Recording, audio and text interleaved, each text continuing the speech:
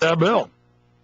Well, if I could just insert a quote by Otto von Bismarck during just shortly after the Lincoln era. Bismarck, of course, was Chancellor of Germany. He put it this way, quote, "Not to be doubted, I know of absolute certainty that the division of the United States into two federations of equal force was decided long before the Civil War by the high financial powers of Europe. These bankers were afraid that the United States, if they remained as one bloc and were to develop as one nation, would attain economic and financial independence, which would upset the capitalist domination of Europe over the world."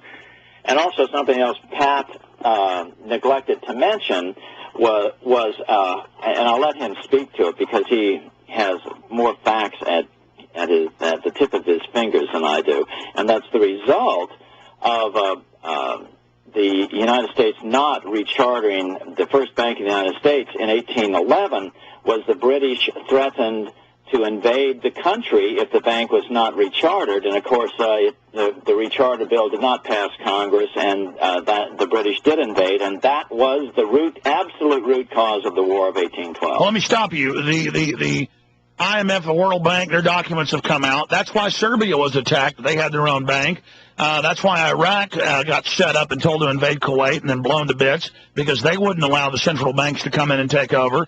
Every rogue nation on the PNAC list is a country that isn't dominated by the private central banks. So this is a hive Borg that took us over a long time ago. Go ahead.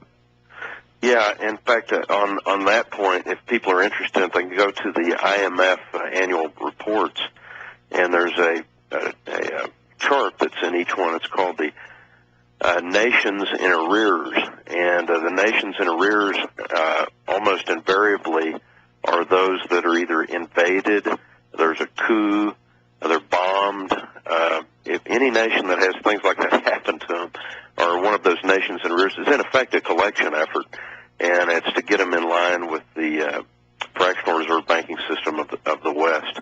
But to go back to Lincoln and bring it up rather quickly, he had to compromise with the New York bankers at that time, so he passed the National Banking Act of 1863, and then 1864. This restored much of the power, not all, and it was decentralized to the banks so they could create money, but it was limited.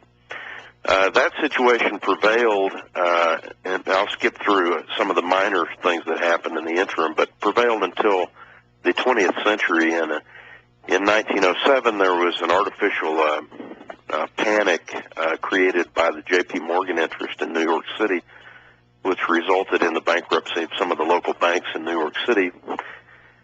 And there was a call that they financed for bank reform, and this was, of course, engineered by them, and the bank reform they wanted was the restoration of a national central bank, privately owned. And ultimately, to cut that history a little short, it resulted in passage in 1913 under Woodrow Wilson of the Federal Reserve Act. And for those that don't know, I don't want to cut this too short because it's so central. They ran all these big newspaper articles saying, oh, it's horrible, don't pass the Federal Reserve Act, J.P. Morgan and the Rockefellers, and oh my gosh, it's so evil, don't do it. And that fooled the public into supporting it, but still there wasn't enough support, so they passed it in the dead of night a few days before Christmas, as they always do. And then they had their dupe, Woodrow Wilson, before they poisoned him on the train, who wrote letters saying, I've been scammed, it's a private takeover, the New World Order's bad, it's a British aristocracy takeover, and that's all in the history. But again, we have a public who doesn't even know what a continent is or who the vice president is, so how are they going to know about all this? Well, that's right. Teddy Roosevelt and Taft were both financed in part by bankers, hoping they would support a central banking act. They didn't. They both opposed it, and that's why they had to get a Democrat in. Of course, William Jennings Bryan had opposed it most dramatically in his Cross of Gold speech. But Bryant failed to get elected president, and the bankers financed this unknown Woodrow Wilson. He was the president of Princeton. I want to stop you again. We've gone from every newspaper, every president, everyone knowing, huge debates, to it's a conspiracy theory, the Federal Reserve isn't private, everything's wonderful. Yeah, that's a really good point, Alex. The public at that time was very well informed. Most of the leading politicians were. They had to find ignorant ones, which wasn't easy, to raise up in order to use them to get their bills passed. And Wilson was one of them. He was totally ignorant on economics. He was schooled in it by agents for the bankers, and he ultimately signed a Federal Reserve Act, which he later deeply regretted when he understood what he had done. Edward Mandel House from right here in Austin, Texas. That's right. House told him to support the act. Some of the senators who passed it, in fact, they couldn't find anybody who'd read the thing. And it was passed, as you said, it was during the Christmas break. There is a mythology on it that really didn't have enough votes and so forth. It did, but it was done when many of the senators and representatives were gone. I think it was signed on Christmas Day, in fact, by Wilson.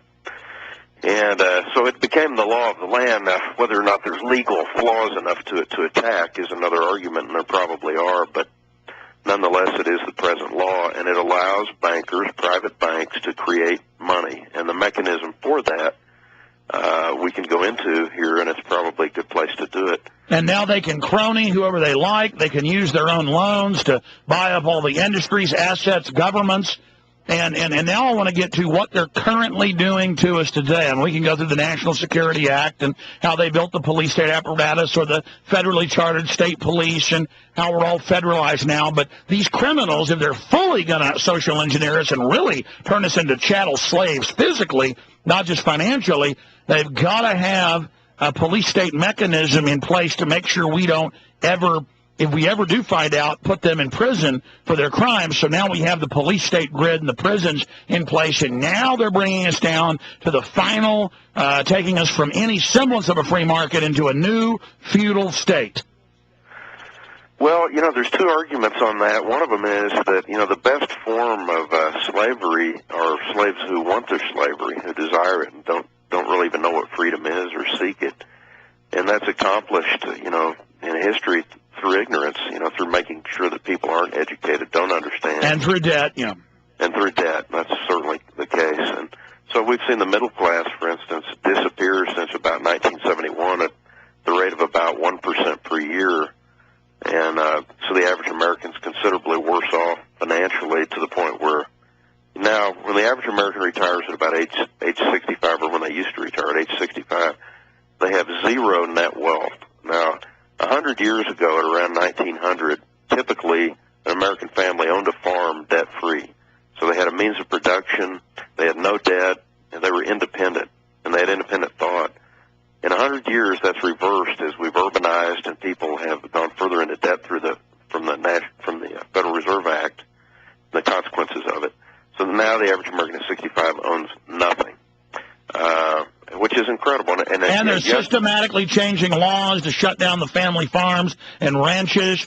The Tyson chickens don't have to have tracker chips, but everybody else's do, to shut them down. I mean, it's all happening now. Yeah, and the nature of the system is that there's never enough money for the populace, so that increasingly people have to go into debt. And because all of our money is created out of debt.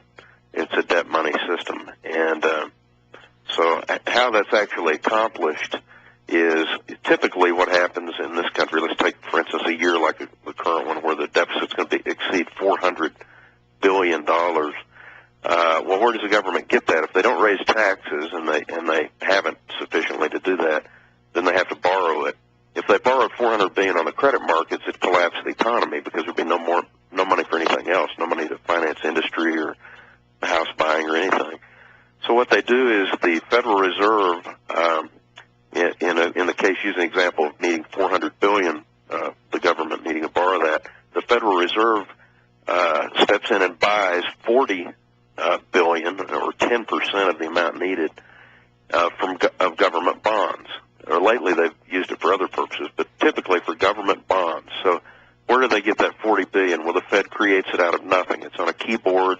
That money's transferred to the banks of the sellers of those bonds. That could be you or me or anybody that owns a government bond, T-bill, and so forth. So they buy those. So that $40 billion goes into those banks.